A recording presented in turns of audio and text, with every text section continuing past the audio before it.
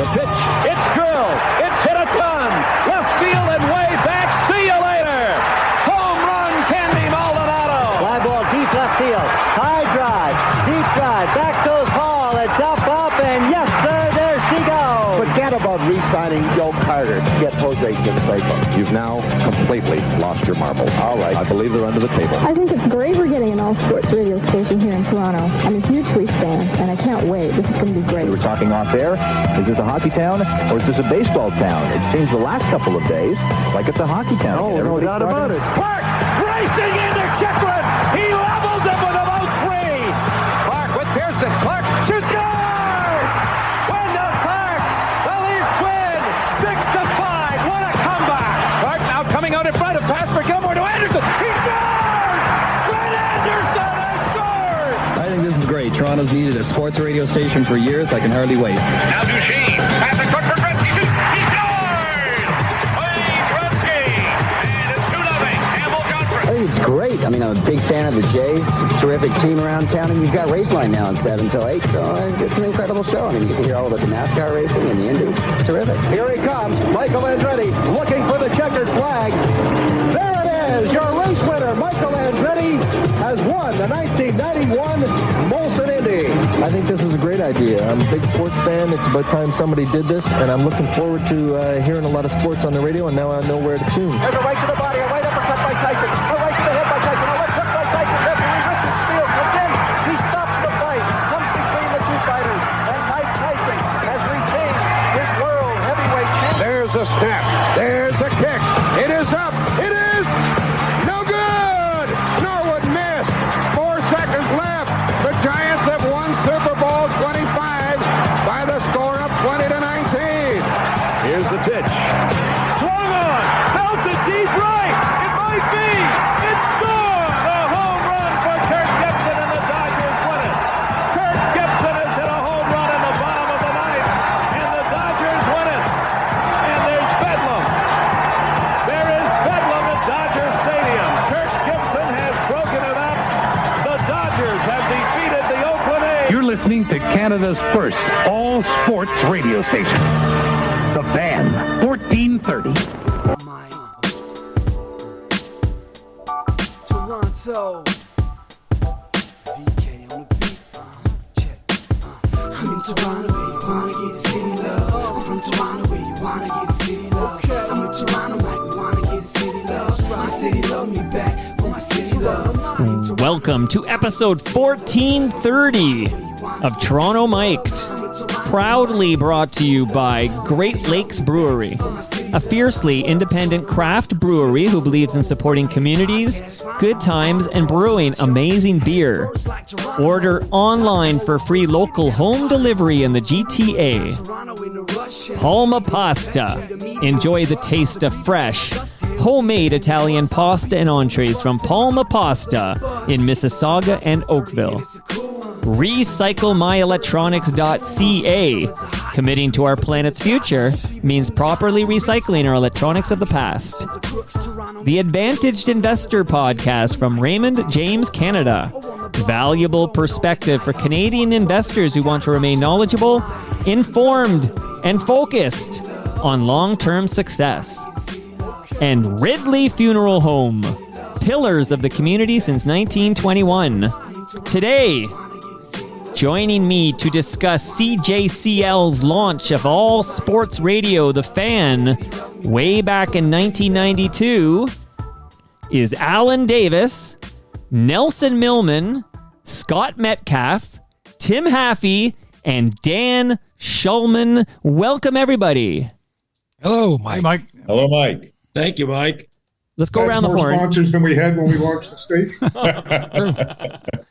Well, I'm hoping, Nelson, we're going to talk about the launch of the station. I'm going to try to get out of the way. I want to hear about the lay of the land when CJCL, before it went all sports, the decision to go all sports. I want to hear about those early days, the legacy of the station. The big day, of course, was in 1992, September.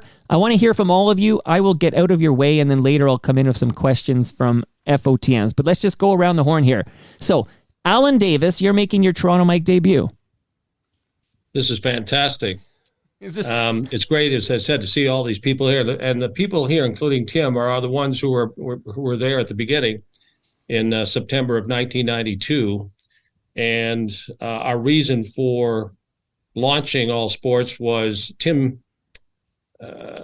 Steve Simmons wrote an article some months ago, and he used the word desperation in it about, maybe why we ended up where we did. And I thought that was somewhat appropriate, maybe a little aggressive, but appropriate at the same time.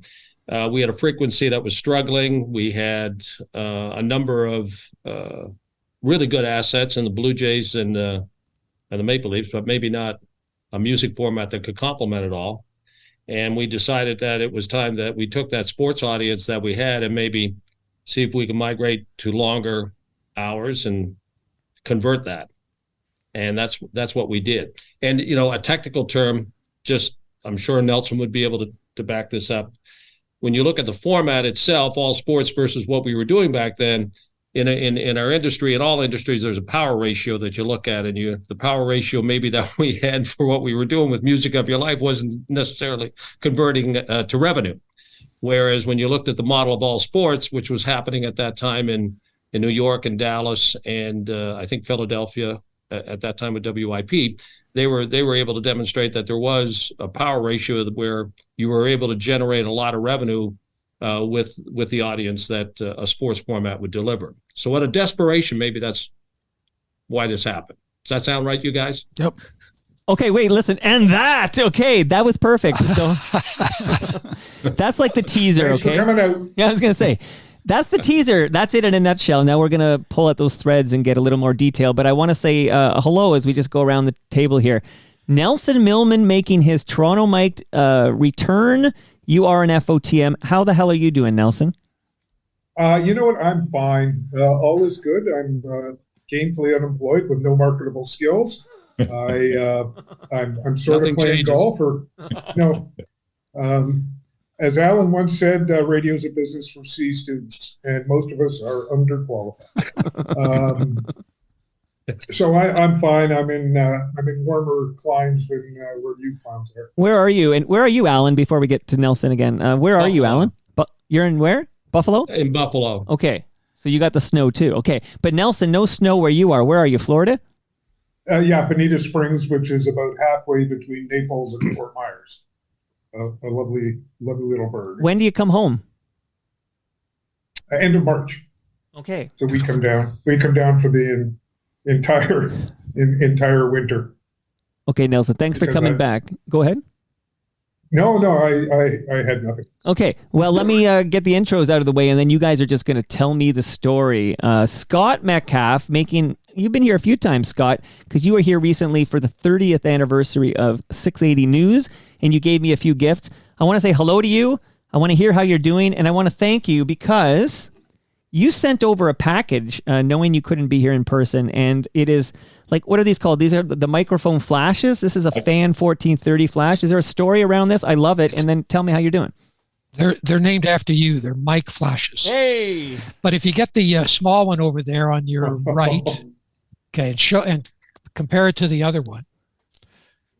So you see, the smaller one was the one that everybody was using back in the late 80s, early 90s. When we went to the Fan 1430, I think Allan was probably involved in this discussion, and we might have gotten the idea from the Fan in New York. We were looking around for mic flashes because that's a big part of the marketing early on, right? You want to get that mic flash in all the Leaf dressing room, Jays dressing room, like you just want to get that imagery out there. So we decided to go with that big one, and Tim may remember this. It might even be Tim's story that when we first started using it, I remember one of the reporters came back and said, oh, the TV guys are really mad at us. And I said, why are the TV guys mad? He said, because the mic flash is so big that when we hold it up, it can kind of get in the way. And one of the camera guys, I think it was CFTO, said, that thing's so big you could land a 747 on it. Well, and then we ordered bigger ones. Yeah.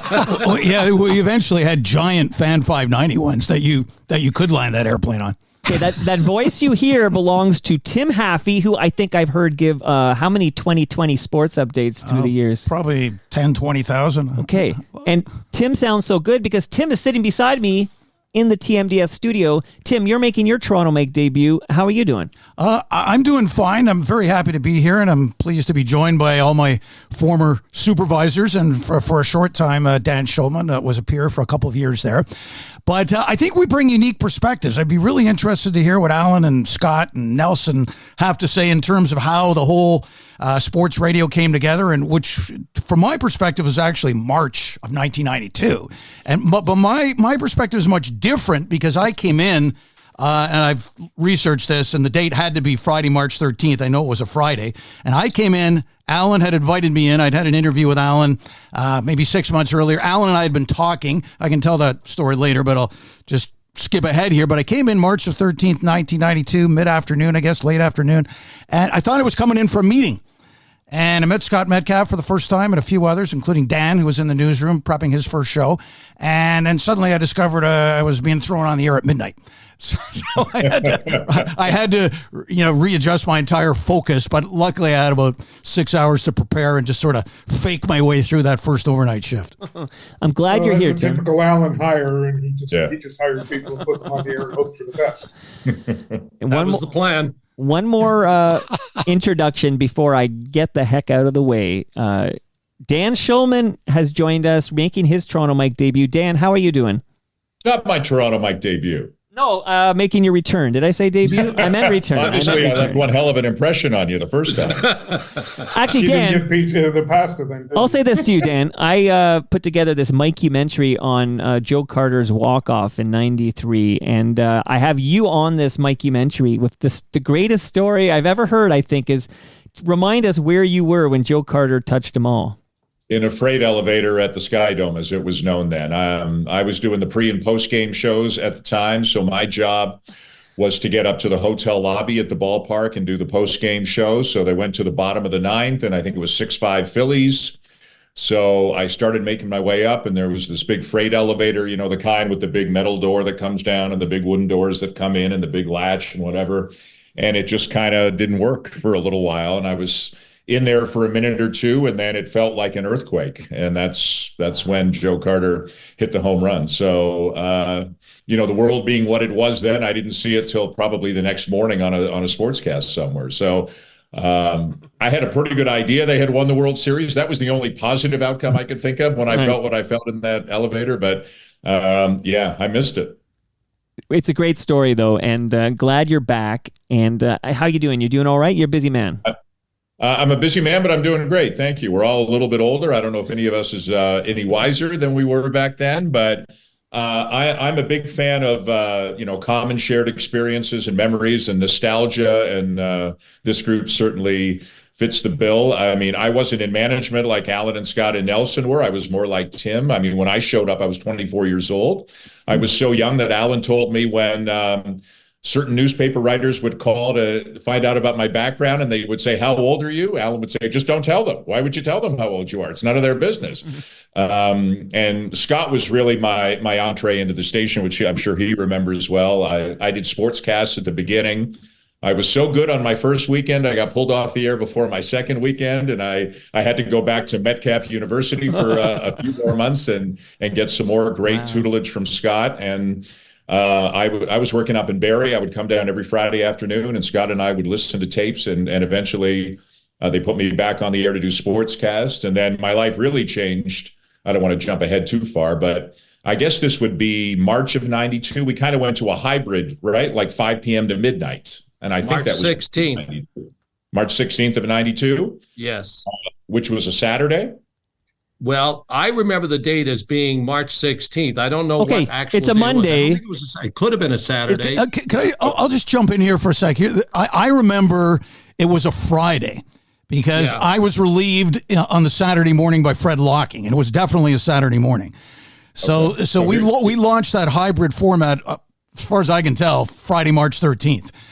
And you might be right. I thought it was a Saturday, but let me back up. Say whatever day it was, 3 days before, I'm sitting in that little makeshift office with that old couch and the fridge and the sink, and I'm sitting with Todd Macklin. The smoking room. Yeah, in the smoking room, right. And Allan Davis walked into the room and looked at me and Todd, and he said, "Oh, by the way, you guys are doing a talk show on, maybe it was Friday, because Saturday we would have had the Leafs. So it must have been Friday. You guys, Bob's doing 5 to 8 and you're doing 8 to midnight, and go get them, and walked out. And Todd and I immediately burst into tears and had no idea what to do. So I had just turned 25. Todd would have been 24. And God bless Allan, the king of sink or swim. He walked into the office and said, go get them, boys. And so we did that for about 6 months, right? March to September, until we went 24 sports. But it was a very exciting, fun time. So Dan, you're talking about your first evening hosting show there? Yes. The reason I thought it was a Saturday is, and I will defer to everybody else's memory on this show, and I mean that sincerely, but it's the music we played. Bob played like Saturday in the Park by Chicago or something from 5 to 8, and then I came on at 8 and we played his song, and then we like used a blow it up sound effect. And then we played Elton John's Saturday Night's All Right for Fighting. So that's why I thought it was a Saturday. Maybe the Leafs were on the West Coast or something. I might be totally wrong. You know what's interesting? I've got very vivid memories of that day because it was so kind of life-changing for me at the time.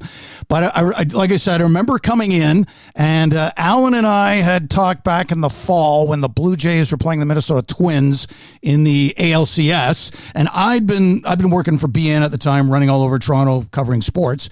And I thought, CJCL seemed to be the lead sports station in Toronto. And I thought maybe I can squeeze in there and do sports updates or reporting or something. And the first name I latched onto was Allan's, because Allan had the title of network sports director. And then Allan, you probably don't remember this, but you put me off at first. You said, Tim, we're right in the middle of this baseball series, and the Twins and the Jays, and Jays theoretically could have gone all the way that year. So you told me, give me a call when it's all over. So I dutifully did when the Jays got knocked out by the Twins in that series. And then I came in and we had a really good interview, more of a discussion. We talked for about an hour, I think, all over the map. And then what you told me was, Tim, there's things happening here. They're kind of hush-hush. I can't really say, but we'll keep in touch. And we left it at that. And then I think I might have called you one more time between then and March just to touch base.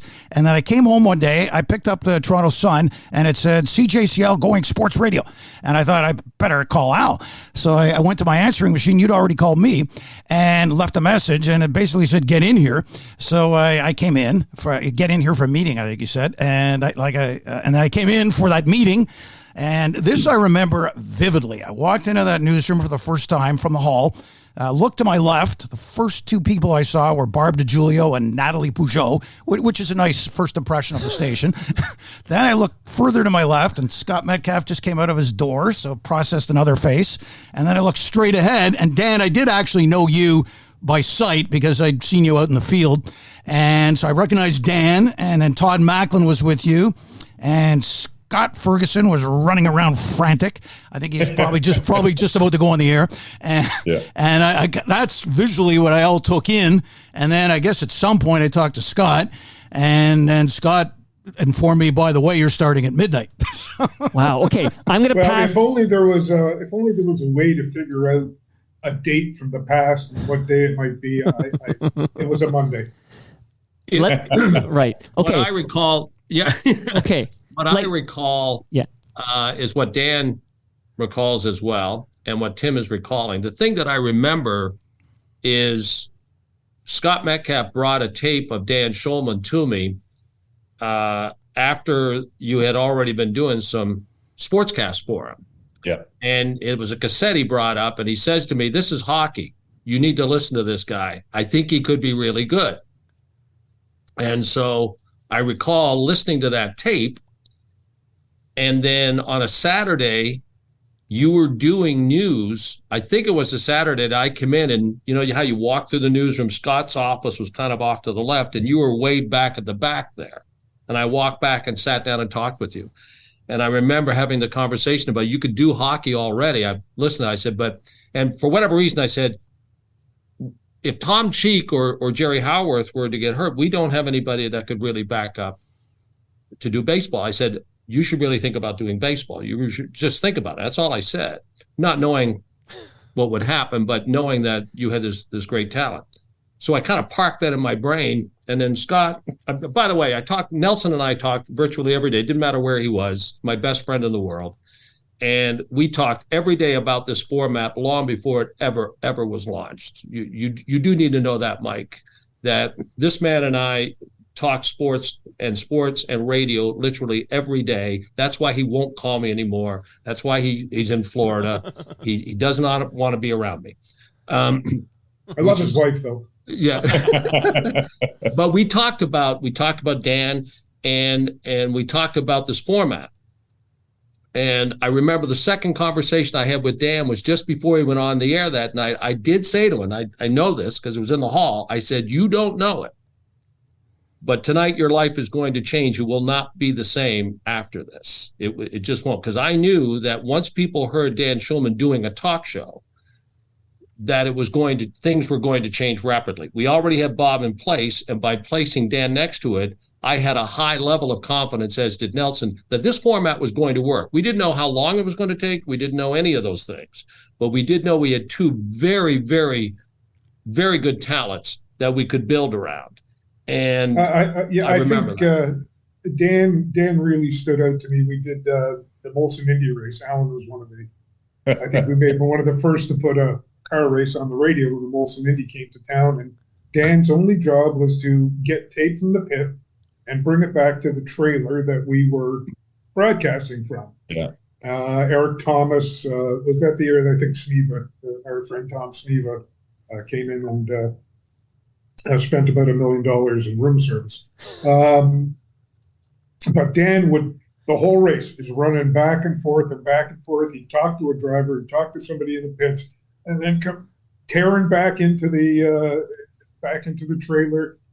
Back out he'd go. And I'm sure, by the end of it, he must have lost about 20 pounds. But that was what it was going to take for talents like Dan Shulman to get to the position that he's achieved.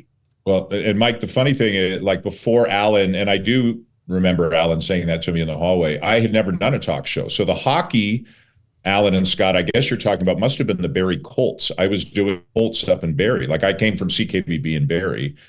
That's the only hockey I had done. Then it could have been. But Scott, do you remember? Because it was, you also, did you not, you did basketball at University of Western. Might have been some Western there was stuff. that too. Yep. But all I wanted to do was work at a Toronto radio station, preferably in sports, so I could live in Toronto. I was from Toronto, and I was up in Barrie, and Barrie was great. I mean, just a crash course in learning stuff, because as you guys know, I have no background, no education whatsoever. I'm a math geek. So, but I was just minding my own business, doing sportscasts and having a great time, an absolutely great time. I had no inkling we were going sports 5 to midnight, and no inkling that I was going to do a talk show until the second Allan said to me, "Go get him, Tiger."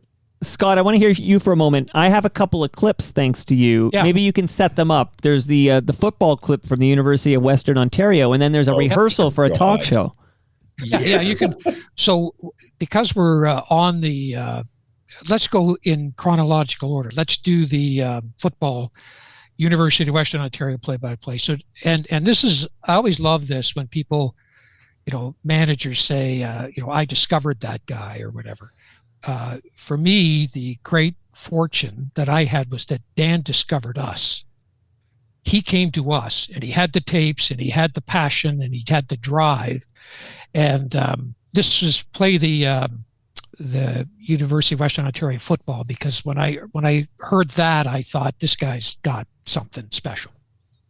Trying to get a drive going. 2nd and 7. Backstand a block. Samway's quick pass, and he has belted just as he let the ball go by middle linebacker Dan Wicklum as the Griffins continue to blitz and blitz effectively. Wow, great penetration there by Wicklum.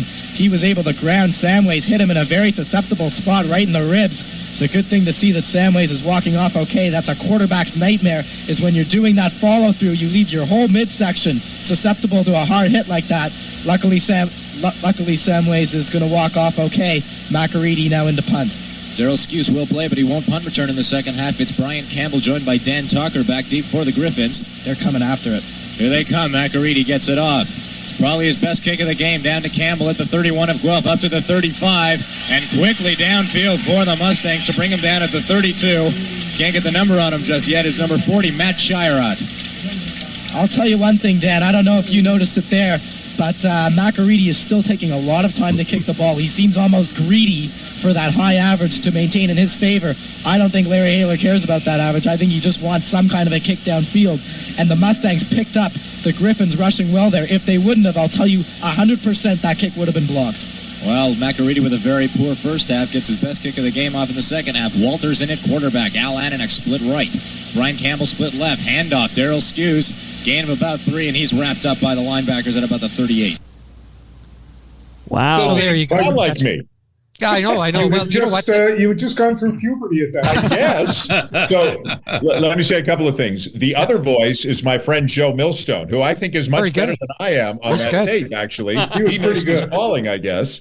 I have not heard that since the day when, obviously, I handed a cassette to Scott in 1991 or something like that. Those are great memories. The funny thing, I don't think that sounds like me. It almost sounds like it's sped up a little bit or something. Yeah. And I don't know if it is or it isn't. And not to change the topic here at all, but it kind of sounds like my son. Actually, more than it sounds like me. On that note, Dan, I want to say congratulations to your son, Ben, and he's the new voice of Toronto Blue Jays on the radio. That's amazing. Thank you. Yeah, he's very excited. I'm very excited. And I don't mean this is a memory show, so let's get back to 1991. But the first thing I thought when I heard that is it sounds more like him than it does me. But Western was great. I'll tell you, I'll tell this story super fast. I went to Western. I wanted to write for the Gazette, and there were like 100 people in line. I went the first day of Frosh Week, and like 100 people in line. So I started walking back to my dorm, and there was a door that just said Radio Western. So I knocked on the door, and somebody said, "Come in." I said, "Is this the campus radio station?" They said, "Yes." I said, "Do you do sports?" They said, "Yes." I said, "Do you need volunteers?" They said, "Yes." So Allan is right. In the hallway that day, that was a life-changing day. But go back to Western. I never intended to do any of this, and I just got lucky. And for 3 or 4 years, I did football games, basketball games, a little hockey, and I did a talk show called From the Cheap Seats, which I think still might exist there, I believe. And it worked out okay. Yeah, it worked out okay. Recorded that, Go ahead, Scott. Sorry, Mike. Yeah, I recorded that off a cassette just like 2 weeks ago, and I sent it to Mike. So that cassette is the oxide's probably wearing a little thin on it. Oh, okay. That would explain it. Scott, set up this other clip I have of young Dan Shulman. It's relevant to this part of the convo. Yeah, this is a talk show rehearsal that has never been heard anywhere but probably Dan and me and Todd Macklin and maybe Allan and Nelson. Because we rehearsed. Yeah, we did. We did. And what we did was I thought it was a Wise, and so I don't know whose idea it was, but obviously it would have been mine. yours. No. Anyway. Any rehearsal, Scott, was always, maybe we should practice a little bit. And I remember going, I don't think we got time, Scott. 6 o'clock's coming. It's going to be 6 o'clock in an hour. If it was a good decision, it wasn't Allan or But what we decided to do was let's do, I think, a couple of hours. And we played commercials and we did intros and we did extras just to have the rhythm of what it was like to do a talk show. Because otherwise, if you're just stepping in there, you're not sure, like, do we break or what's going on? So we did this rehearsal, and it's just Dan and Todd goofing around. They're having some fun, and it's not serious at all, but it gave them the idea of the rhythm. So here's Dan and Todd Macklin in a rehearsal that has never been heard by most people before.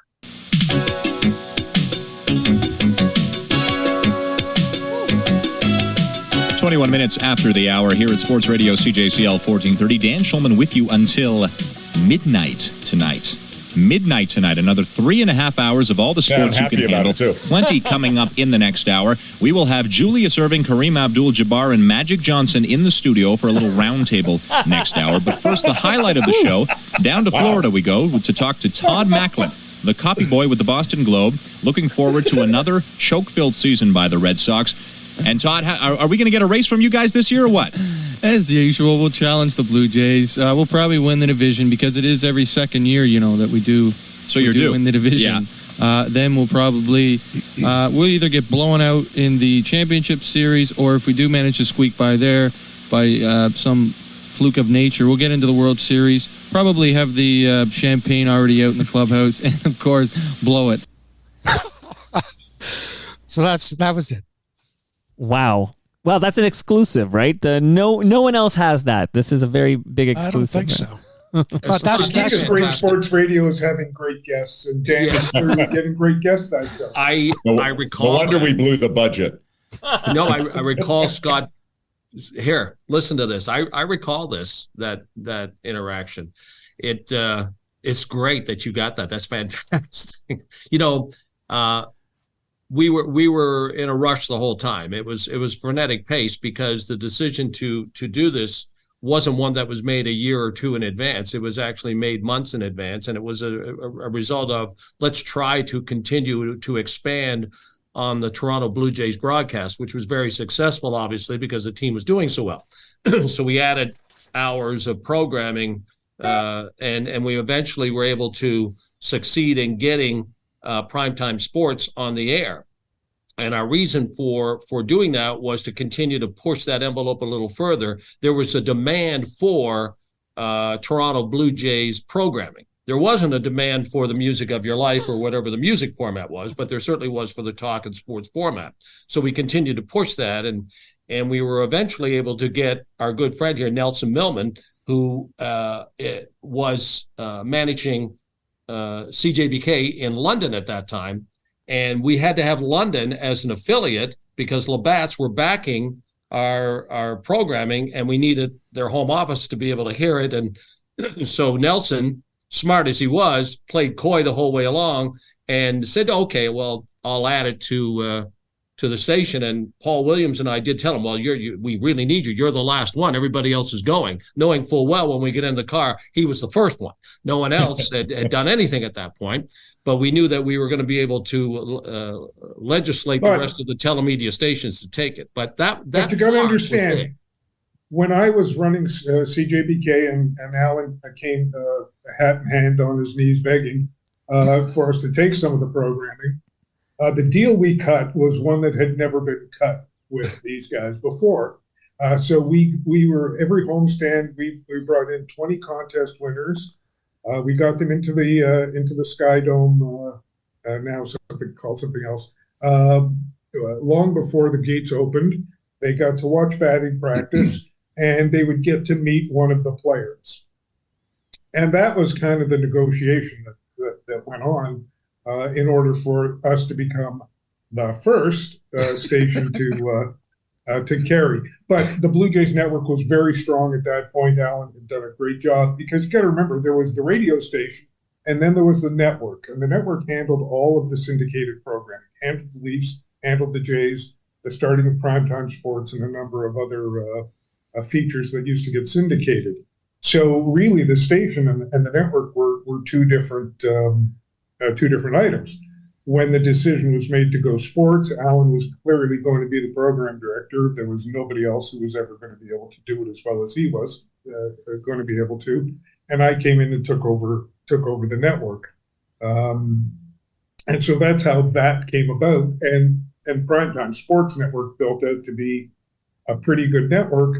And at the end of the day, what were we looking for is revenue on more of a national basis than just trying to fulfill that the local stuff.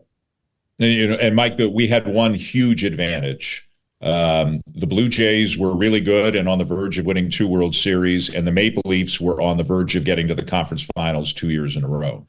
It all went south in '94 with a lockout and a strike, and we had nothing to talk about for a year. And had that happened a couple of years earlier, none of us would be on this podcast today.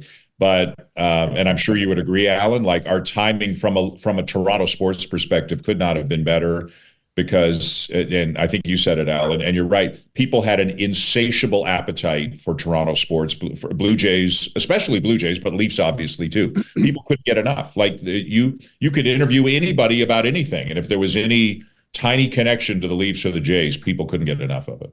Yeah, you're right. And from a business point of view, our budget started in September. I mean, it was kind of a weird thing the way they worked at that time, but we had to have everything put to bed. And so when we were 5 to midnight and everybody immediately, by the way, Michael and Tim was part of this, immediately there was this excitement about what was happening. When Bob went on at 5 o'clock, and then when Dan followed, there was this excitement immediately that this was something that we needed to do. So it moved really fast from that point on to get the rest of this done, and you had to fill out the rest of the dance card. And so, it was a frenetic pace to identify the personnel. Like, we had Bob McCown, we had Dan Shulman. Scott was running a very, very good newsroom at that time that he was going to have to convert to sports by and large, and he had really good people in that room. We also had the Leafs with Joe Bowen at that time, and there was Gord Stellick and Bill Waters and Shaky and all these people. So we felt like we could do it.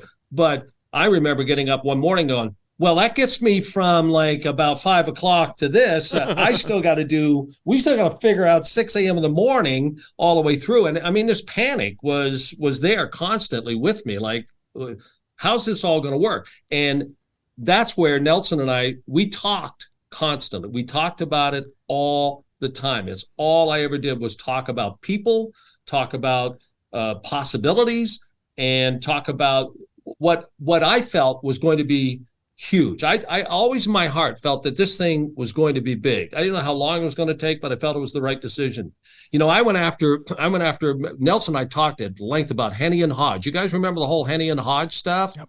Like, I was going to go get Brian Henderson. I was going to get Rick Hodge, and that's going to be our morning show. I think I'd already talked to Dan about, Dan, you're not going to stay in the evening, so we're going to have to move you into middays, which meant I now had to figure out what to do in evening.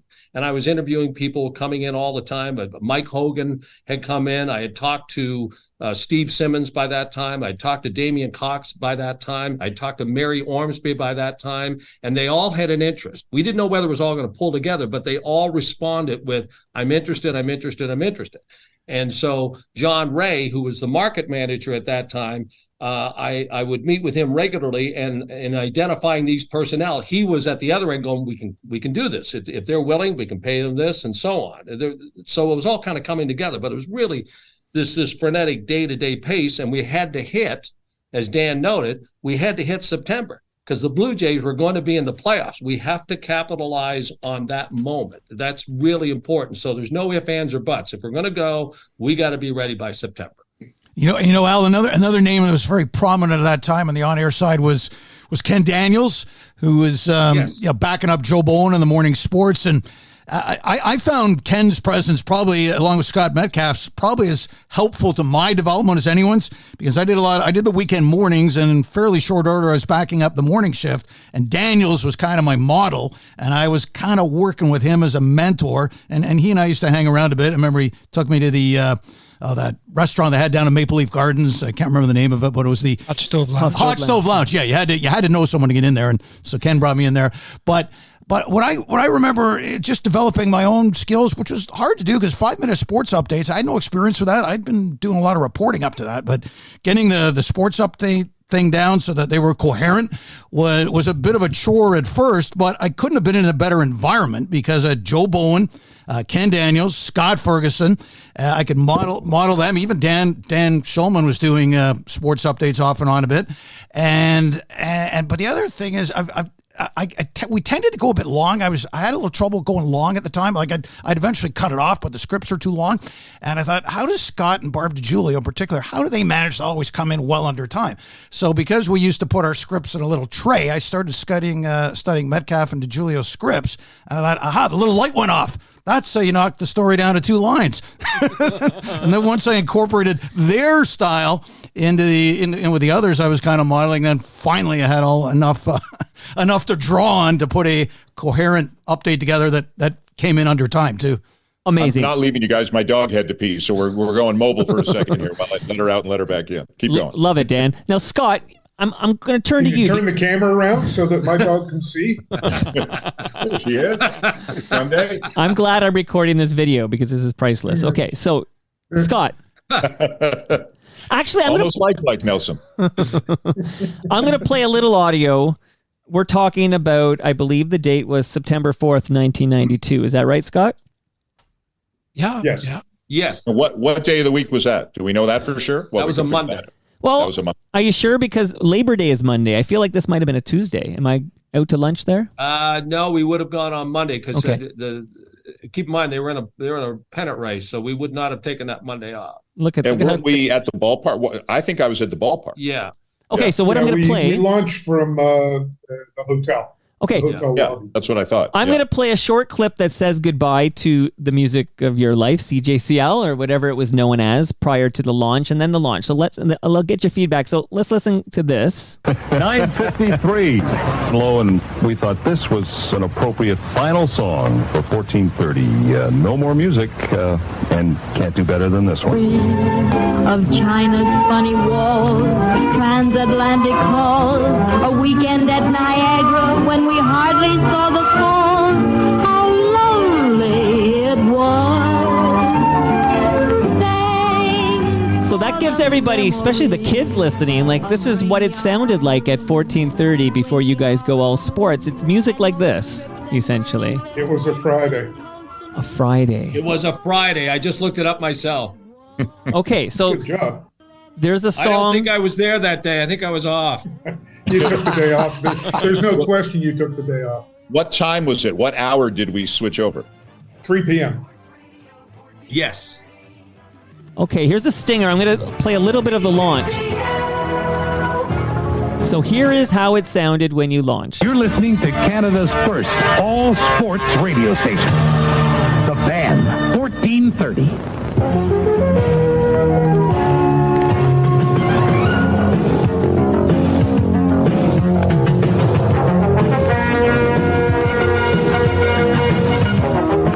From the Skydome in Toronto, this is Sports Radio, the Fan 1430. All Sports Radio is on the air. Greetings, salutations, best wishes. Good afternoon from Toronto. Bob McCown, Dan Shulman, Mike Inglis around the table. And give yourselves a hand here. Thanks a lot for coming down and joining us. We've got a cast of thousands down here. We're going to introduce you to them over the next few hours.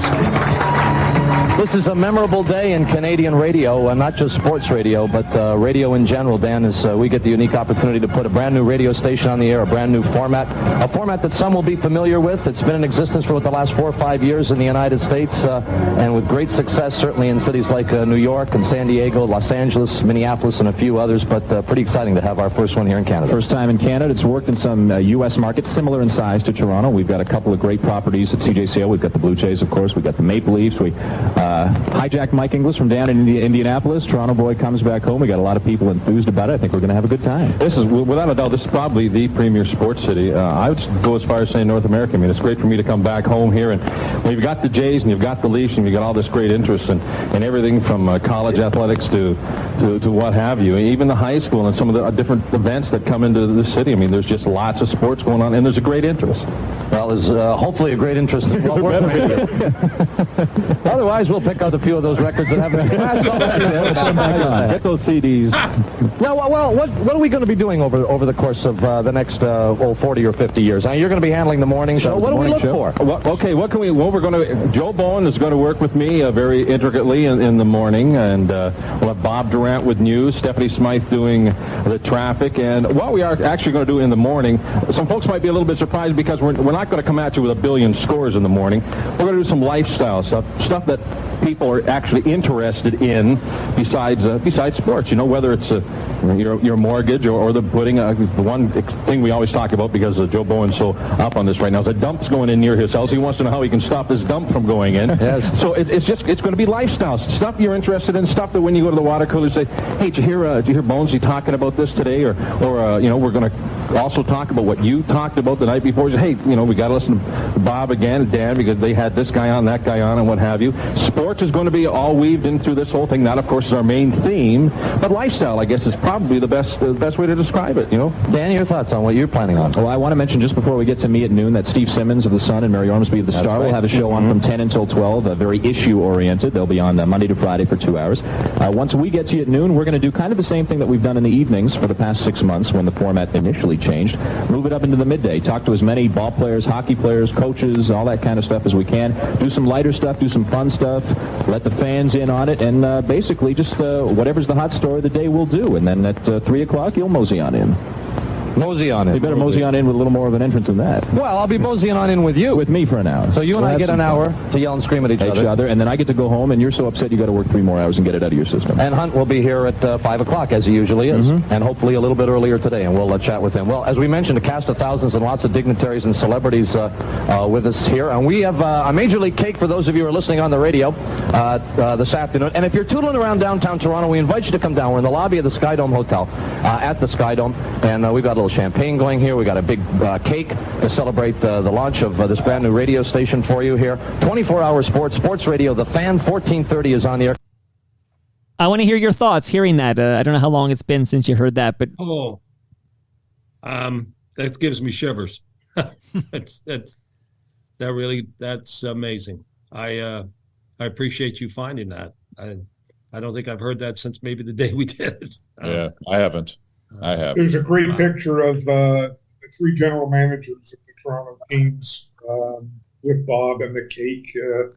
That is, I've got somewhere, but I'm not at home, so I couldn't go looking through the trash.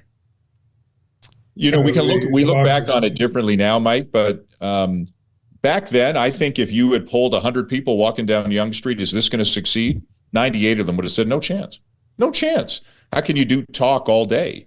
And again, you know, Bob was already Bob, right? But there were a lot of people kind of in my age group who we didn't know what we were doing. And Allan deserves a ton of credit for empowering us to take chances. I think that's the best way I can take. He said, Danny, go do your thing. Just go be you. And I made mistakes, and we all made mistakes. And people like Mary and Steve, they were sports writers. Radio was new for them. But Allan, I thought Allan and Scott were a great combination because they came at it from very different areas. And obviously, Scott was more newsroom and sportscasts, and Allan was more talk shows and some other things. But they were a great combo. Allan's the guy who kind of looked at me and he said, you're going to be fine. Just keep doing it. And I'm sure he said it to 50 other people there. And that's because he didn't know what to do. Right. So if it went poorly, he could blame somebody else. Just go in and do it. And none of this, and I don't want to gloss over this too quickly. Scott was such an integral part of every piece of the operation.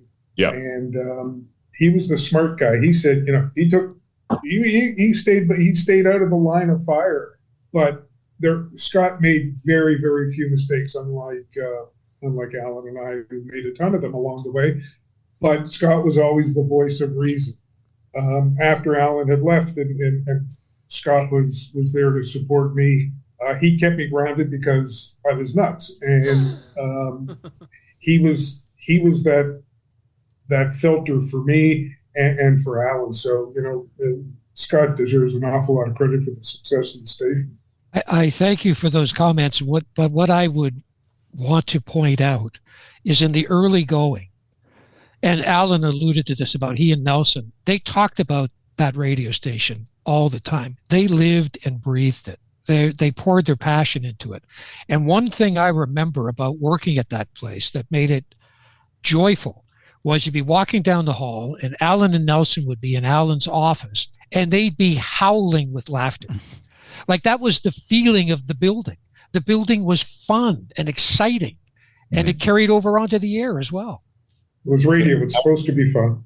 Yeah. Here's a quick Allan story. And this isn't 1992. This is probably more like 1994. So I might have even been doing primetime sports by then because Bob went mornings for a while and all that. And I loved basketball, and I would talk a lot of basketball. We had stringers, probably isn't even a word anymore, but I would get like college basketball stringers. We were paying them like $10 a hit. I'd get 6 scores from a Syracuse game until I was like, "What are you doing?" Like nobody but you cares. So one time I'm talking basketball, and Allan walks into the studio where I am, and I can still hear the sound of that door as it opens in the studio.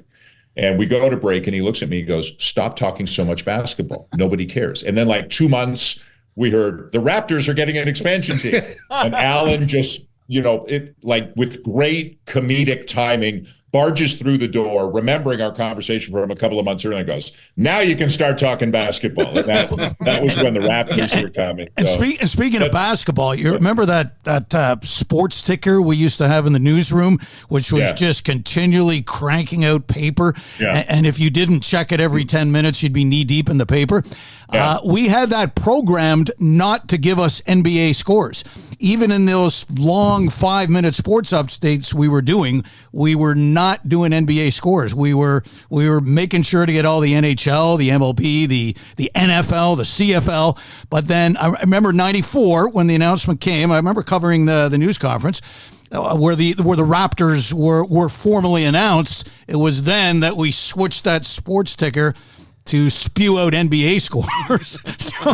so there was even more paper coming in. And Dan sort of capitalized that there was a sort of anti-NBA feeling in the sports community in Toronto until suddenly out of the blue, the Raptors became a thing. And then we all just dutifully figured out what a point guard was, or at least myself, what the difference between a point guard and a shooting guard was, and got up to speed. And yet the majority of the programming on the station still revolved around baseball and hockey. Yeah. And, the Raptors, as they got better, because that was a bad basketball team for a very long time. Yeah. And, remember CFRB gave it up in 1999. And we kind of jumped on it from there. But, sorry. No, go ahead, Nelson. I was going to say, you remember you and I would talk about this all the time, though. But Scott mentions about having fun, and you and I, to this very day, I love this man to death, and we have so much fun together, and that has never ever changed. And he truly is a wonderful man. But a lot of the time, we talked about the radio station because he'd drive up to my house at 10 p.m. Yeah, we would say, "I'm coming to your house," and I'd say, "No, you're not. I'm locking the door and I'm turning off the lights." and there he'd be knocking at the door, and my darling wife Sue would have prepared an entire meal for him. There were moments between everything. Yeah, there were moments, and for me, a light would go off. A moment was when I heard Dan, and I knew. I went home. I remember thinking how confident I was that we have someone here that we can build around, and I was able to put that aside. I heard Damian and Gord on a side. I was putting them on the weekend for a little while. I phoned John Ray. I was on my way to play hockey. I phoned him and I said, "You need to listen. I just found our next show," and they had Pete, whatever his name, Cubby in there, and I got so excited. I remember saying, "Put that away." Here's the other thing that was exciting for me after we launched: 3 to 4, 3 o'clock. Dan, Barb, and Bob, and that. I can remember saying to the three of them, sports radio. That's what we need to do. We need to have fun. Right. We need to have fun. We need to connect with the audience in a different way than just talking sports. But sports is the backdrop at all times. And you three nailed it. You just nailed it. It's the best hour. It was always the best hour on the radio station. It was just fantastic. Nothing was scripted in that hour, ever. So I did noon to 4, Bob did 3 to 7. We overlapped 3 to 4. So we'd come out of a sportscast at, say, 3:06 and we're on the air. I saw Bob for the first time at 3:05:58. Like nothing was scripted in that hour. And it went a lot of different directions. I'm not sure in 2024 we could do that. We'd get in some trouble, but it was different. And it was hard for me because, of everybody, I was probably like the most straight-laced guy, the hardcore sports guy. Like that was kind of my rep. But that hour was different. That's for sure. It was. And Barb made that hour work because she stood up to you two. And Scott, I know maybe Scott can speak to Barb. Barb was incensed. When we were going all sports, there was a point where she came into my office and she said, "If you think that I can't do sports, then you are absolutely wrong. If I can do news, she said, anybody can do sports, Allan. Anybody can do freaking sports, for crying out loud. So don't come to me and think you're going to replace me. I can do this." And I was just like, okay. She was great. No problem. She was great. Barb was, and I remember she first came, I think, into traffic early days, like before sports. Then she got into newscasting. Barb could do anything. She was just brilliant and a fantastic broadcaster. and she could adapt. We had a consultant. We had a consultant who used to come in, Rick Scott, who was just a terrific guy and really a lot of help in terms of building the station. And he would tell me every year, Art is one of the best sports writers in North America. Better than anything he'd heard in the States, better than anything he'd heard in Canada. And he's every year I would hear that and I would say, yes, I know. I didn't hire her, somebody else did, but I know. Well, Barb's strength was, I think, she brought the newsroom experience. She'd written news, which is a tight format, and you've got to hit your marks. So she could translate that skill into writing sports, which someone like myself initially struggled with, basically writing tight. And as I said earlier, I kind of figured out how to do that when I needed to by, just looking at what Barb and Scott Metcalfe are doing with their news background. But Barb was our first evening sports update anchor. She sort of pioneered that skill of doing, banging out a lot of scores on the fly while the games are happening without sounding like a bingo counter, just banging out numbers, because that was a little skill you had to develop as well, how to break up that litany of scores with some color, some substance as to what was going on in the game. And Barb kind of pioneered that because she worked with Dan in the evenings as the update anchor Monday to Friday in that initial 6-month lead up to the all sports launch in September. Could we do this? Do you mind if we just briefly walk through the opening day lineup? I was there for this. So I was a teenager and I loved sports. And I remember personally being very excited that we were going to have an all sports because, like Dan alluded to earlier, we had a perfect storm. The Jays were World Series contenders and the Leafs were with Gilmore. It was just electric here. I have a picture of Wendell Clark wearing his C to my right here. And it was just that team that went to the Final Four 2 years in a row. And that team in 93, if I remember correctly, wins the first 10 games of the season when the Jays were, wrapping up their back-to-back. So anyone can chime in with any thoughts, but the morning show was Mike Inglis and Joe Bowen. Anyone want to share any thoughts about recruiting Mike Inglis to come home, as I heard, and then you have your Maple Leaf play-by-play guy by his side? How was that? That was 6 to 9 a.m. Yeah, that was the toughest day part. When we launched, because and Mike on that opening day called it lifestyle, and we had a lot of discussion about that. You can't do all sports in the morning.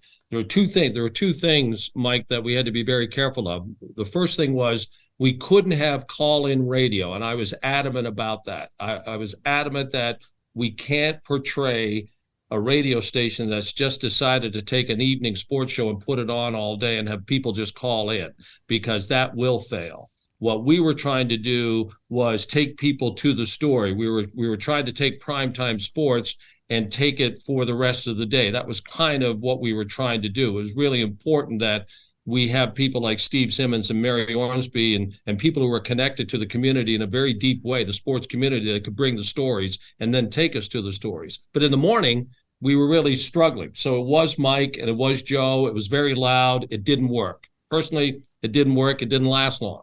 And it created the first of our many hurdles that the station had to get comfortable and to connect. And we had to make changes in the morning.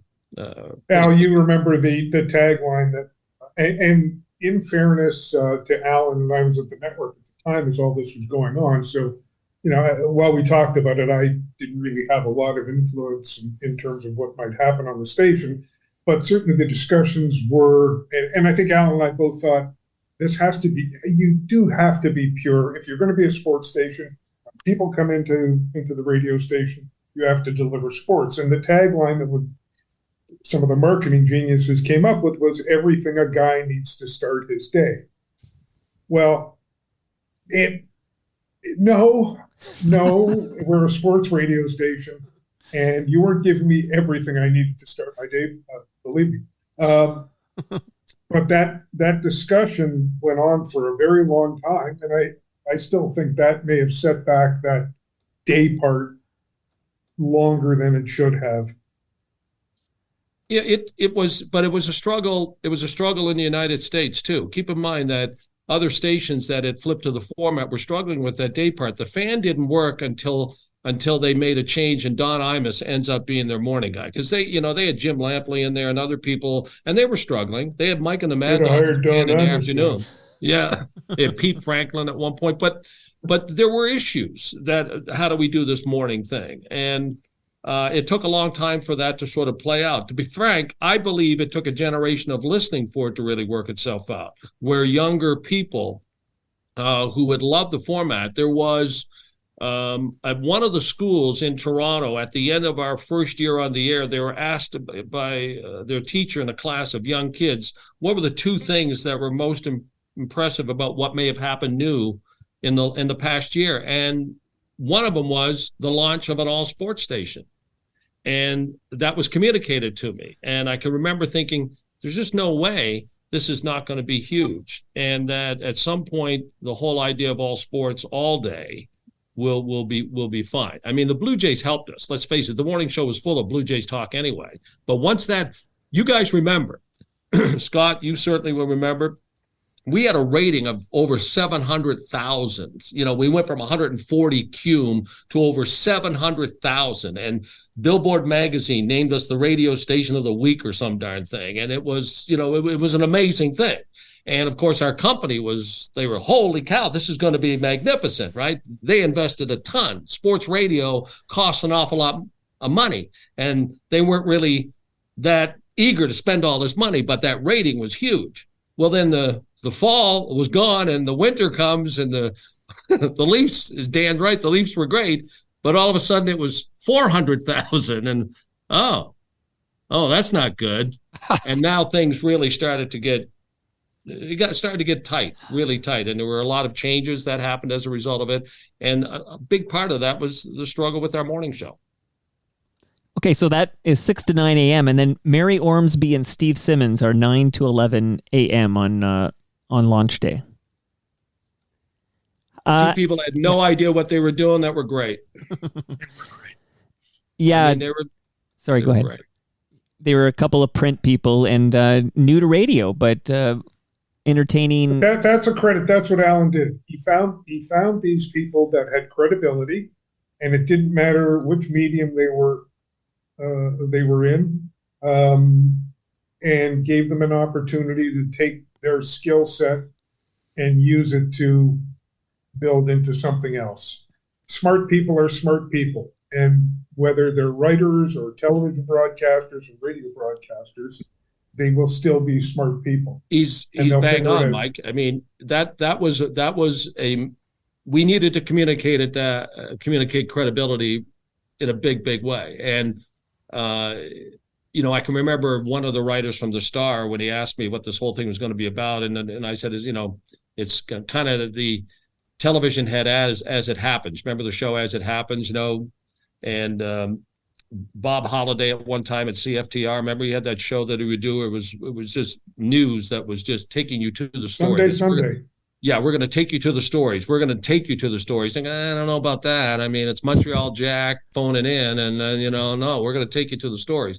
And Mary and Steve were fantastic at being able to discuss in depth both teams, all teams, the stories, the history. They knew Toronto, and they knew how to do that. They didn't know how to broadcast, but I didn't care about that. I said, that doesn't matter. We can figure that all out. Don't worry about that. You guys just get on there, open up the mics. As I told Dan, just go down and do your thing. Don't worry about the rest of it. You know, don't worry about the driving part of it. That's Scott. We got Scott for that, and he'll help you through that. He's a genius at that. But the rest of it was really important that they communicate that credibility, and those two did that. So Mary Ormsby, Steve Simmons, two great FOTMs, by the way, and that leads me to another pair of FOTMs that just reunited in this basement this past summer. Well, actually, it was probably this past, maybe it was like December, actually, but Damian Cox and Gord Stellick, they took us from 11 a.m. to 1 p.m. What do you want me to say? I could go on here, but I love those two. Those two were fun. They picked at each other. They got into arguments. They were fun to listen to. So they took, again, credibility, but then created a very entertaining 2 hours to listen to. They could have had a guest if they wanted to. Wasn't necessary because they were able to create this entertaining 2 hours of really just fun radio to listen to, that the backdrop was sports. But They just connected really quickly. I think what made that show work was the difference in the personalities. Because Gord is kind of this gregarious, outgoing guy who, smiles all the time.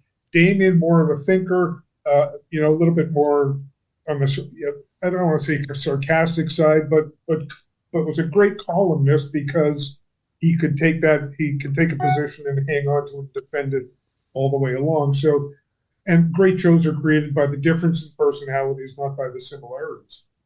Absolutely. That's correct. Absolutely. And that brings us to Dan Shulman, who's we're lucky enough to have him on the chat for 1430 today. And Barb DiGiulio, they're also FOTMs. Pretend Dan's not here. What can you say about Dan Shulman with Barb DiGiulio? 1 to 4 p.m. I thought Barb was fantastic. Can I say one thing? Of course. I love Dan to death, and greatest broadcaster that I've ever been around. He said to me after lunch one time, and this was before we ever launched to all sports. We went to lunch, and it was really a discussion about where we were going and that kind of stuff.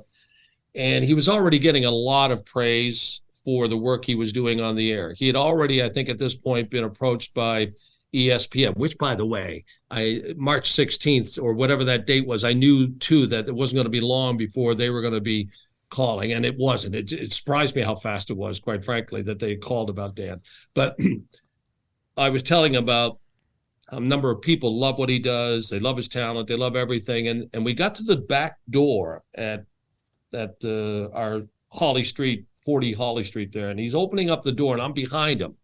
And he opens up the door after heaping all this praise on me. He turns to me, he goes, "You know what, Allan? The one thing people don't spend enough time thinking about is how hard you have to work to get to that." And I've never forgotten that. I've never, ever forgotten that. That sounds like me as a dad preaching to my kids for their whole entire lives. Poor he kids. Worked his butt off for everything that he has. And I tell you, as much talent that he has naturally, nothing happens without the hard work he put into it. And I want to make sure you know that. I've always felt that way.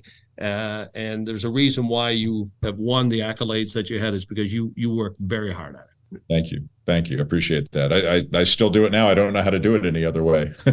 Okay, again, pretend Dan's not on this Zoom, okay? I'm sorry. Dan wasn't here. So anyway, he was also a little goofy too, sort of like hard to control sometimes. He didn't want to do afternoons. I know that. I don't want to do primetime sports. Bob's morning. I don't want to do primetime. Don't talk to me about I didn't want to do mornings. I didn't want to do mornings, for sure. I'll tell you that much. I don't know how many times I tried to get you to go to mornings. Dan wasn't going. But what Dan's, and he's not here, Dan's incredible ability to make the other person look good.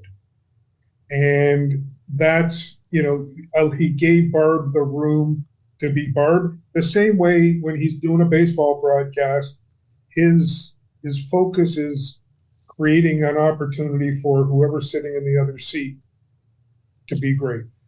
And that is that's certainly one of the reasons that if Dan was here, I would tell him that. But as he's not here. Well, and there's little things where Dan kind of mentored us all without really knowing it, because I remember I was in the newsroom once and Barb DiGiulio asked him, "Hey, Dan, after I do the Blue Jays story, should I go to other American League scores or maybe to the Leaf game?" And I thought, that's an interesting question. Whatever Dan's answer is probably what we're going to do. And to tell the truth, I can't even remember what your answer was, but whatever it was, Barb and I both did it. Wow. So the question I was going to ask you guys, pretending Dan's not on the Zoom, is Dan Shulman the greatest graduate of the launch of All Sports Radio 1430 The Fan? Like the most successful graduate of that launch day, if you will? I'd say yes. I'm not sure what the criteria is, but... Yeah. Oh, the one thing I would add is that there's only one of the original managers who's still working. So I think part of the nod has to go to Allan. He's still employed. He's still working. Allan, before I get back to the lineup here, because I'm very interested to talk about this next host of Primetime Sports. But Allan, where are you working these days? WGR in Buffalo. In his living room. Wow, good for you, man. Okay, good for you. So On the heels, you mentioned that 1 hour overlap where you've got Bob McCowan, you've got Dan Shulman, you've got Barb DiGiulio, but then it's Primetime Sports, and joining Bob McCowan is Jim Shaky Hunt. Let's take a moment and talk about Bobcat. He's not on the Zoom. I know he's made some great progress. He had a stroke. He was very public talking about this, and we hope Bob is recovering well, and we want to get him back A+. But please spend a moment talking about Bob McCowan and Primetime Sports and Jim Shaky Hunt, 3 to 7 p.m. Well, it all started. It all started in 1989. If I can go back that far, Lynn Bramson said, Bob McCowan is coming back to town, and I really would like to be able to use him if we can. And I jumped at the chance to add him to our Blue Jays broadcast. And he brought back Talking of Sports at that point, and we expanded that to 6 o'clock as soon as we could. As I said, Mike, there was this demand for more baseball content back then. Anything we could do with baseball, we could certainly sell and monetize it. So we did. And then we moved to the opportunity of Primetime Sports. And talked to Bob at length about going to drive time with it, and we created Primetime Sports. At that point, there was a lot of Bill Waters and Bob at that time, but then Bill moved. I think he was back doing color with Joe, and then that moved to Gord, and then that opened up that time slot in there, and Shaky was obviously Wilbur went back to the Leafs to be the assistant. That's what it was. Yeah, he went back to. That's correct. And then we moved. And I can remember Bob, sitting in my office, not knowing in which direction to go. All I knew was he wanted somebody in there. He wasn't going to do it by himself all the time.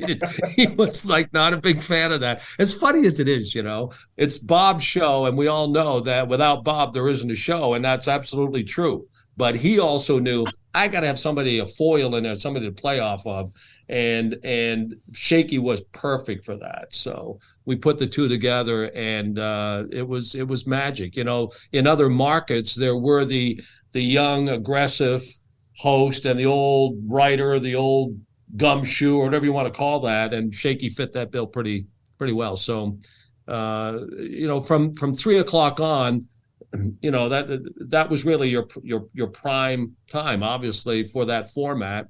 And where you have normal talk radio stations where you grow from the mornings, and music stations you grow from your morning day part, sports radio, we discovered it was from your afternoon drive. It wasn't for mornings. Your prime time slot was afternoon drive. Who chose the music for Primetime Sports? Do you know? Okay, Alan. Okay, I did. Yes, love that. But it was sitting. We sat in the production room there and played a whole bunch of stuff. And a question did come in. We got tired and picked that one. I think it was. I think it was. I think it was. That one never left. Right. It was one of those where that's okay. I remember somebody wanted to call it "Who's on First," and before we selected primetime, and I was adamant. I go, no, we're going to talk sports in primetime. Let's just call it Primetime Sports. And then the music was just sitting there and listening to a whole bunch of stuff. Mike, if I could just jump in for a second on Bob McCowan, because I know we're going to go on to other shows, but as Bill Waters used to call him, the Mercurial Bobcat. And he was like herding cats, no question about it. He was his own guy. And what I'd say about Allan and Nelson was they were fantastic in managing Bob McCowan. I think Bob respected them.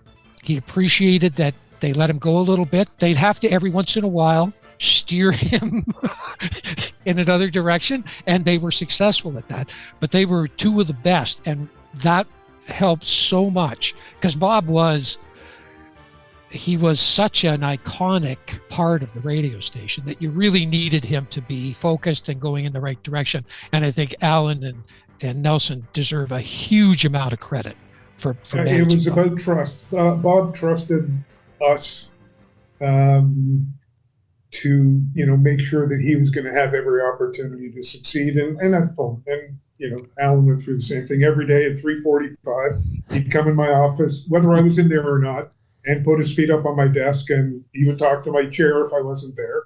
And if I was there, he would talk to me. And my goal every day with Bob was to either have him leave my office either mad at me, happy with me, or laughing. And any one of those three things, he would just go in and the magic would happen. But that was, he needed that to have that trust that we were going to be on his side. I think sorry, go ahead. No, I think for all of us, there was, hey, am I doing okay here? Dan would say that. I mean, whether he'd say it out loud, I know he'd come off the air and go, am I doing okay here?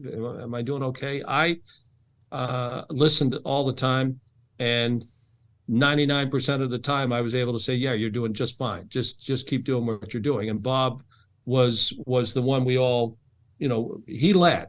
Trust me. Nelson and I knew, don't get in his way. Our job is to get out of his way and just to help where we could. That's all. Just help. I still do that today. I don't get in talent's way. I try to help them. I was on the air for a period of time. I understand what that's like. So get out of their way and help them as much as you can. And then every once in a while, you might have to say, hey, maybe we shouldn't have gone that direction. I can recall when we went with Primetime Sports, there was that consultant from the Fan that was in town when we went 5 o'clock before we were launched. He's in the office. John Ray, there's me, him, and it's 5 o'clock. I think you were on with Bob at 5, weren't you, Dan? I think that 5 o'clock you were there. Just that one day, you mean, when we launched? That first day, I thought you were with him because I can remember he starts talking and we're listening in the office, right? And in my head, we have to be entertaining. This is sports. It's not news. It's not general talk. This is sports. We have to be entertaining. And 5 minutes into it, just like I did with you, I walked into the studio again. And when he's right on the mic, I said, if we're not going to have any fun doing this, we're not going to do it. Forget it. We're not going to do it. You come on. What is this? We need to have fun. Start laugh. I haven't heard you laugh. Has he been on here 10 minutes? I haven't heard a laugh. And I think that resonated with him. Dude, this is prime time. You're Bob McCown. You're the best there is. Let's have some fun. And after that, I mean, we really didn't have to have those types of conversations.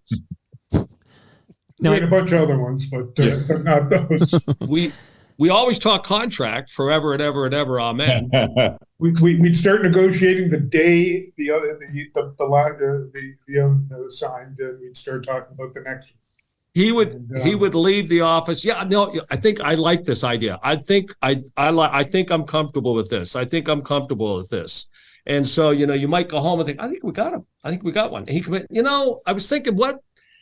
I am comfortable, but there's just a couple of things, and then this would go on and on and on. Okay, on that note, so I did ask if anyone had any questions, and I got a bunch, but there's one that's appropriate for this moment from Glenn, who says, I've always wondered about the programming decision to let Bob McCown do a Toronto morning show from Las Vegas.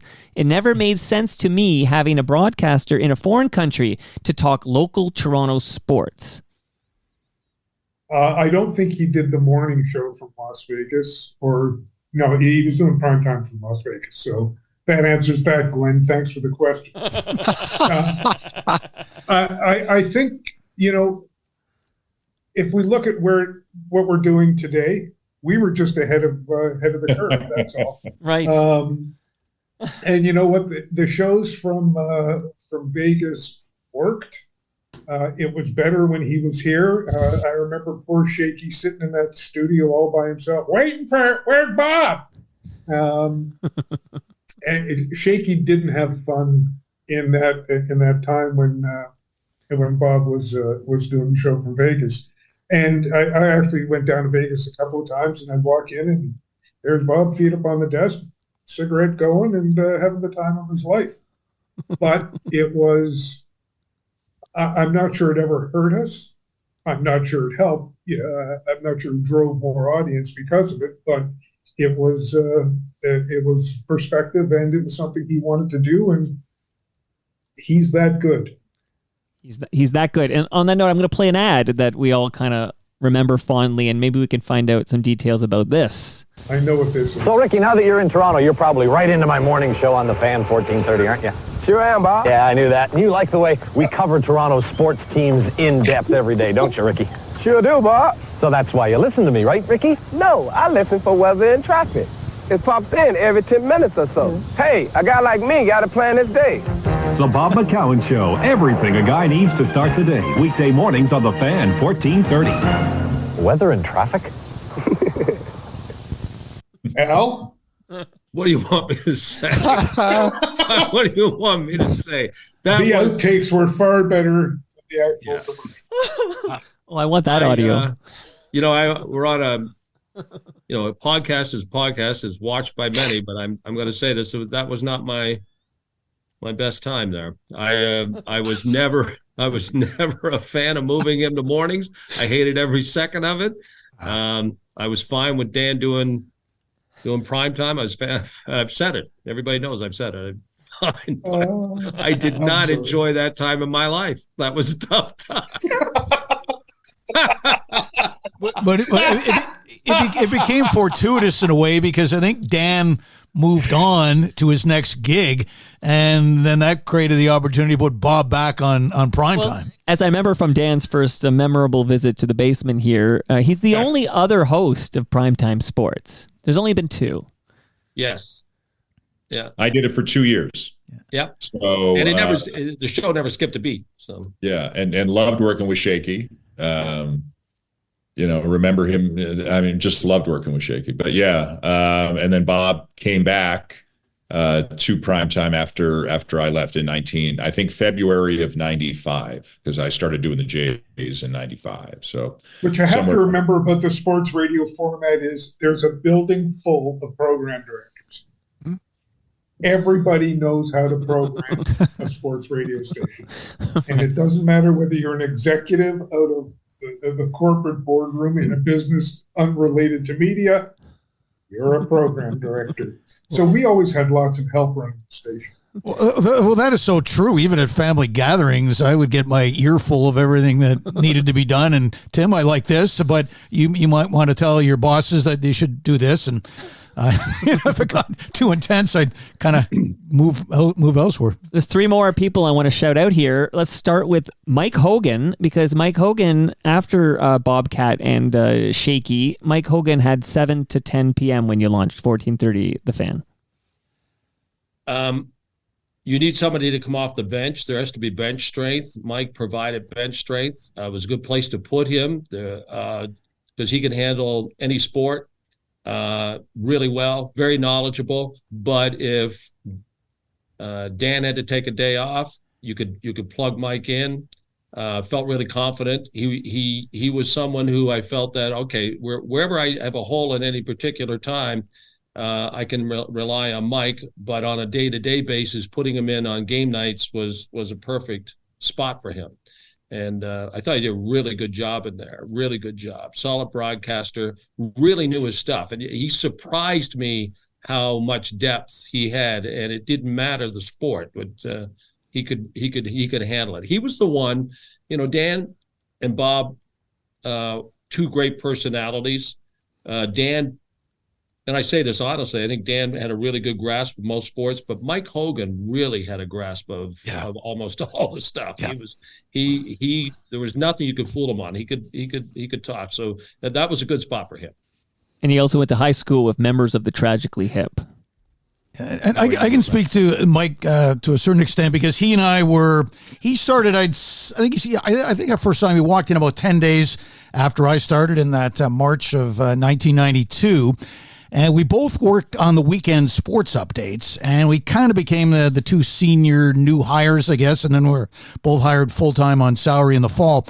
But I was doing the weekend mornings. He would relieve me, and I remember, and that was the routine for a long time, that we'd fill in a lot during the week doing updates, and I did a lot of reporting, which I really enjoyed. And Allan came in one weekend, and somebody that was supposed to host that noon show, the afternoon show, had booked off or wasn't available. So he's got Mike and I there. I'm just finished my morning shift. Mike's relieving me, and he's looking at us both, and he says, here's what I want to do. Tim, I want Mike, I want you to go in and host that show. I think that was Mike's first hosting shift. And Tim, I know you've been working all morning, but just continue. So that's what we did. And I thought, yeah, this is working out perfect because I didn't want to host. I was really hoping he'd pick Mike because Dan, quite frankly, was setting the bar a little too high for my liking. And I really was enjoying the reporting, and I was hoping that would eventually evolve into my regular job, which it did, doing the sports updates and a lot of reporting. And so that I remember that shift. That was Mike's first hosting shift, and clearly he impressed. And then Al sort of advanced him on to being a regular swing host when we went full time. Okay, you guys have all been so amazing. This time has been flying here. And here's what we're going to do. Yes, I want to talk about one more time slot, 10 p.m. to 2 a.m. Then I want to read just a few questions because some good people have some questions. I'm going to read them. And then we'll do a little mop-up. But first, only one of you is in my basement right now. That is Tim Haffey, whose voice we just heard. So, Tim, just to make everyone else jealous, large meat lasagna in my freezer from Palma Pasta. You're taking it home with you. Nice. Yeah, it's all I've got is the box here, but it's a great it's in my box. freezer, Tim. It's in my freezer. You will leave. Where it should be. There's no games here. Thank you very much. And typical radio guy. All I got is the box. What's going on here? It's in my freezer, Tim. Fresh free shit. Yeah, fresh craft beer from Great Lakes Brewery. Okay, so you get the beer. Thank you, Great Lakes, for sending that to Tim. You get the pasta. There's a measuring tape for you from Ridley Funeral Home. Measuring tape, great. Well, shout out to Ridley Funeral Home. There's a great podcast you should subscribe Nelson, to. Leave it alone. No, go ahead, Nelson. They got a reservation for you. Just I would crack open one of these beers, but we had a rule at the fan back then: we couldn't drink on the air. So I'll defer went to the that. Leafs golf tournament. We didn't. Oh my God. Some of the best radio I've ever done. Oh, Scott, can you give me that tape? I want that tipsy Dan Shulman tape, if you can dig that up for me. Okay, so just to wrap it up. There's no tape. There's no tape. They burned that tape. Okay, so I want to let everybody know about the Advantaged Investor podcast from Raymond James Canada, hosted by Chris Cooksey. A lot of great insight and educational content for you, the Advantaged Investor. And if you have any old tech, like old electronics, old cables, go to recyclemyelectronics.ca. They'll tell you where to drop it off so it can be properly recycled, because we don't want those chemicals ending up in our landfill. Who wants to tell me about Jim Richards and Norm Rumack? Stormin' Norman Rumack, 10 p.m. to 2 a.m. on launch day. I can tell you that Scott sent that release out, which was August 11th, 1992, basically saying we were going to go to all sports. And I can tell you on August 11th in 1992, I had no idea who was going to do 10 o'clock. I was all about, let's just shut the radio off. I had no idea. And I was still interviewing people as producers. And on this very same day, Jim Richards came in and I met with him first. And then Norm Rumack came in second. And after meeting with them, I'm Richards and Rumack. They didn't know it, but I said, this is 10 o'clock. So I went to the two of them. Now, Jim came principally to try to talk, and he was interested in any shift at all. Norm came, hey, if there's anything I'd love to produce. He was producing some television at that time. I think he was doing some work at maybe CFRB at that time, but he had no idea. What's that, Nelson? I think W5. It could have been. I think he was producing there. Yeah, he wasn't coming to be a host, but he talked for 20 minutes. He just would not stop talking, and this energy. And I got to have somebody at 10 o'clock. So I brought them back in the next day. This is 10 to 2. You guys want a shot? It's Richards and Rumack. And that's how that started. Nelson, I remember you telling me when you were in the basement here about that was like the hardest day of your life at the Fan, be it 1430 or 590, the day that you had to let Storm and Norman Rumack go. Am I remembering correctly? Yeah. I was lucky enough that I didn't have to let too many people change professions. But at the time, budgets and body count, excuse me, for lack of a better word, didn't mean to tie it back to the funeral home. But that was a tough day. And he wasn't the only one. And, we see all sorts of layoffs and whatnot, but we had to make small changes. And sadly, that was, Norm got caught up in that. And yeah, that was very tough. Always remember late nights listening to the Late Night Vampire and hearing the Hammerhead alerts. This was a lot of fun back in the day. The Leafs were God's team, right? Yeah. Wendell Clark, yeah. Go ahead. Yeah, I was going to say Wendell ruled. That was the other one.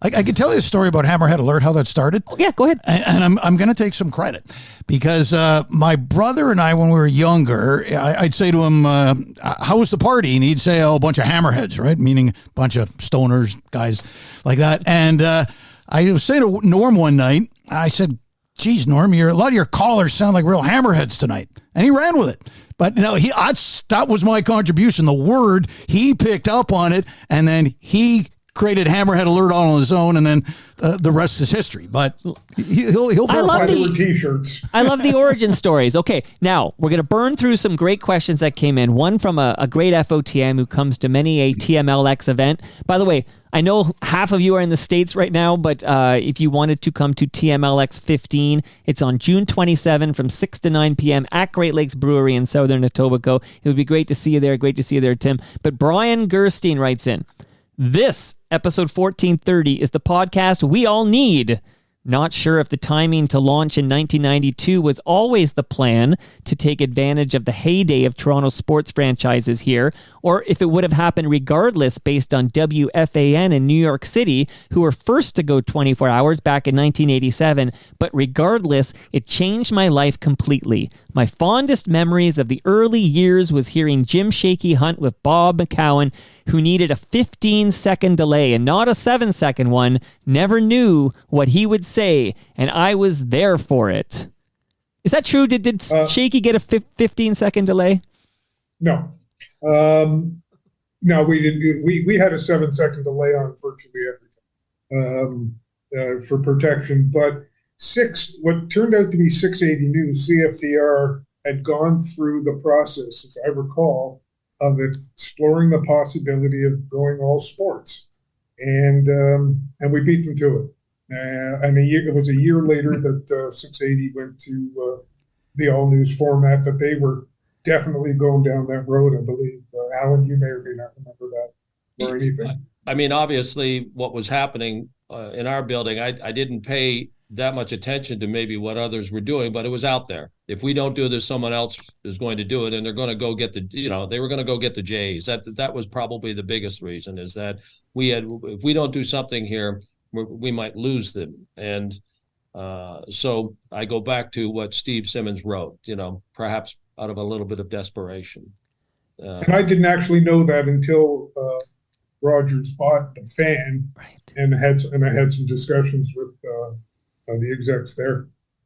Yeah. Similarly, I understand, Scott, I think we talked about this when we talked about the 30th anniversary of 680 News, but there was a race there as well, because 640 was going to go all news, and 680, It was going to be like, for who's going to get in there first, and then 680 won that race. I think what was happening at the time was it was just AM radio. The music was dying on AM radio. You couldn't make a business because FM was so much better quality. So all the AM radio stations, all of them, had to look at other options. And so absolutely, they were all considering these other options. CJCL was super well situated, having the Jays and the Leafs. So it wasn't an easy decision. And I want to say one thing, Allan, about John Ray. You've mentioned his name a few times. Most people aren't going to know who John Ray was, but he was integral to making this happen. He did the studies, he did the research, and I think he was the guy who said, let's go.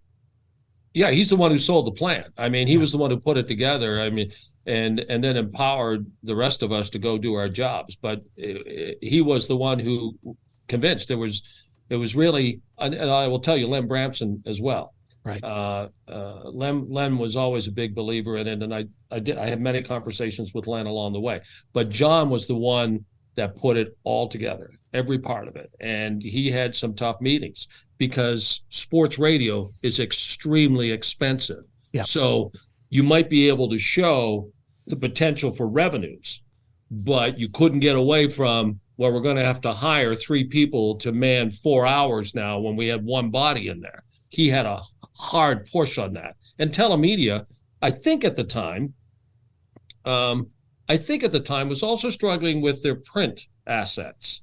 So if you look at their portfolio, it wasn't that it was just desperation for an AM radio station in Toronto to do something. There were some other issues with print, with TV Guide and Canadian Living Magazine. So as a company a whole, John had a hard job to be able to say, this is going to cost more, but the other end of it is it's going to be a very profitable enterprise. And, I think also he said, maybe it's just to me, what else are we going to do? Eric writes in and says, I remember exactly where I was when CJCL Oldies turned into the Fan 1430. I was on the couch. Does he remember the day? Sorry. I was on the couch sick. This is Eric speaking. Ultimately turned into pneumonia. Okay, Eric, I hope you recovered. You're still with us. That's good news. Okay.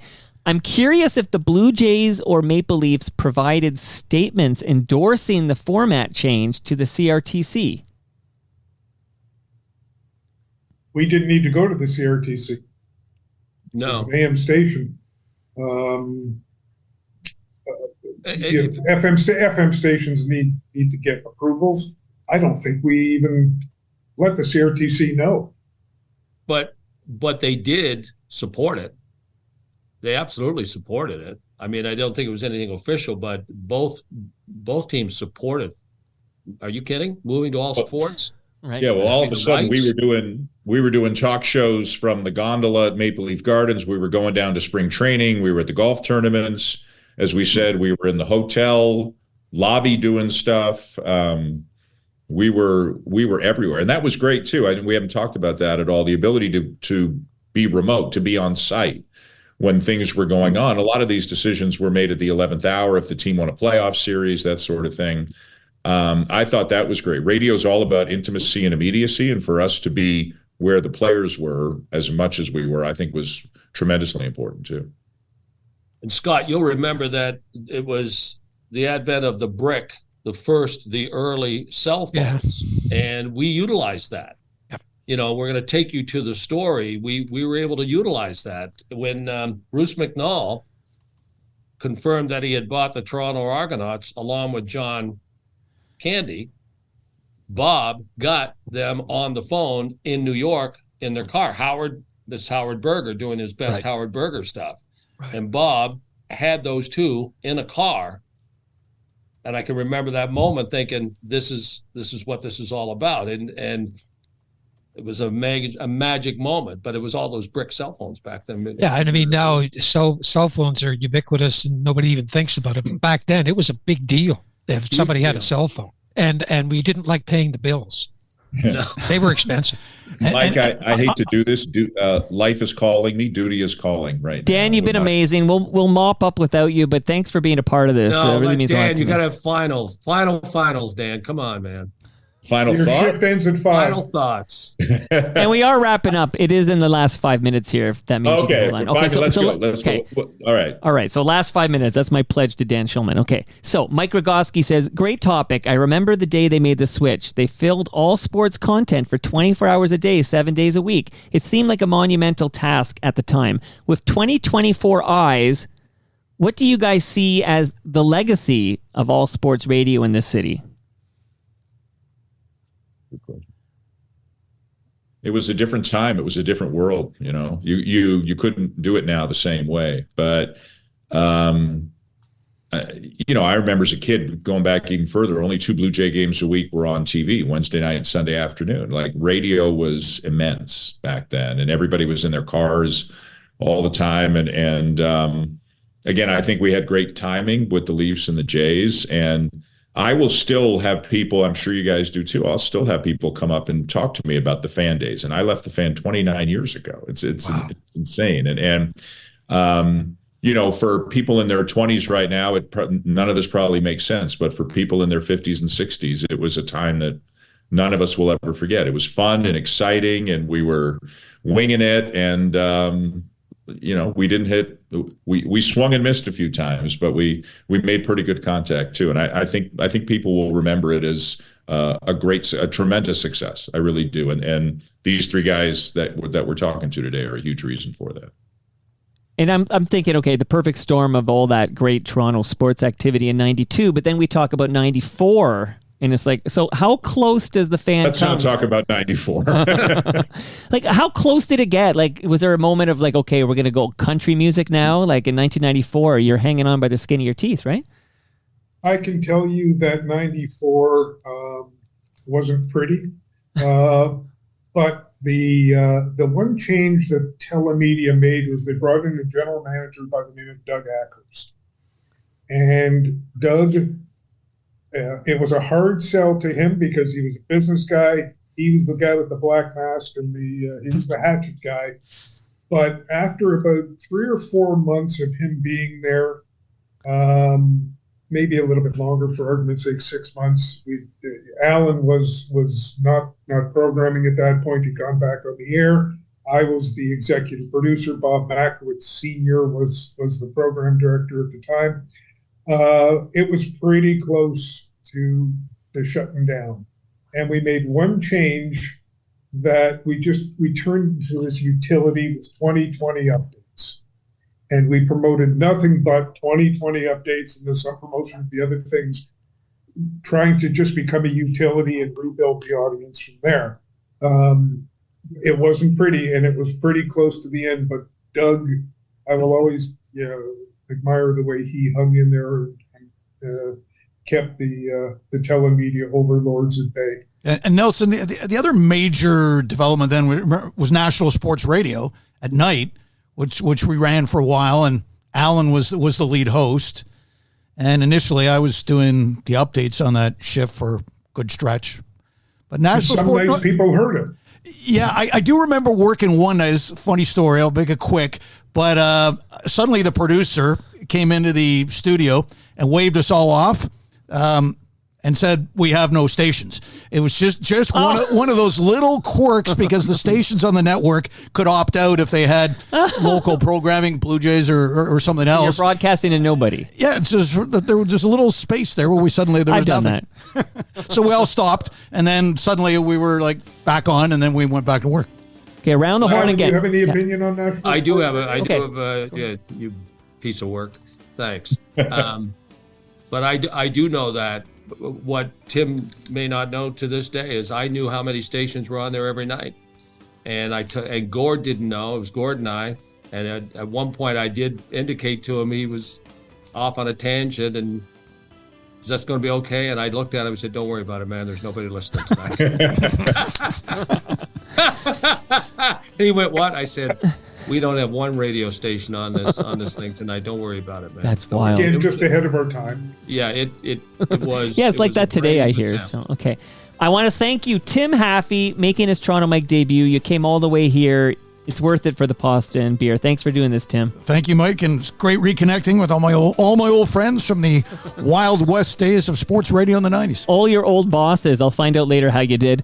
Nelson Millman making his triumphant return. It's been too long, Nelson. You're a great FOTM. Thanks for doing this. I know you're a busy man in Florida. Not so much.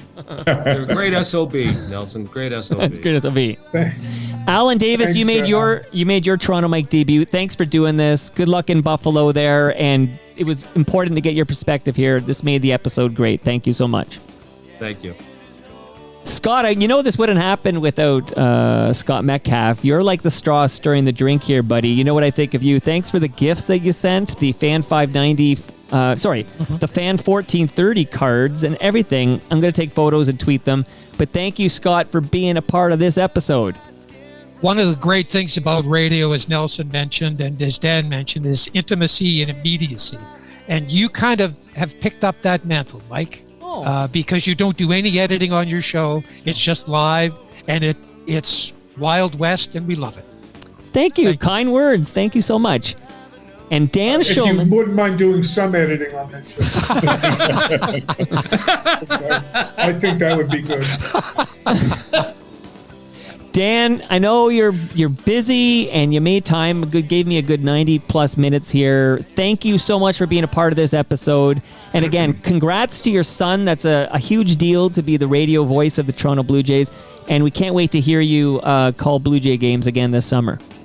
Thank you. And great to see you guys. And I'm sure everybody feels the same. You know, we've all, met different people, done different things, been different places, but these will always be some of the fondest memories of my career. It was wall-to-wall fun. At least that's the way I remember it right now. It was wall-to-wall fun, and I wouldn't have been as lucky as I've been to have some of the other opportunities I've had if it weren't for CJCL and for these three guys right here. I can say, Mike, though, that every other day he was coming down, well, this person just called, I have this opportunity, and this person called, I have this opportunity, and I'm going, it never ended. It never ended. Hey, yeah, but I didn't badger you about contracts like Bob did. We just talked about opportunities. No, you left. Thank you. Yeah. And that brings us to the end of our 1,430th show, episode 1430. You can follow me on Twitter and Blue Sky. I'm at Toronto Mike. Much love to all who made this possible. That's Great Lakes Brewery. That's Palma Pasta. That's Recycle My Electronics. That's Raymond James Canada. And that's Ridley Funeral Home. See you all tomorrow. We're going to talk about Big Rude Jake. See you all then. Nelson's back, I guess. And I've kissed you in places I better not name.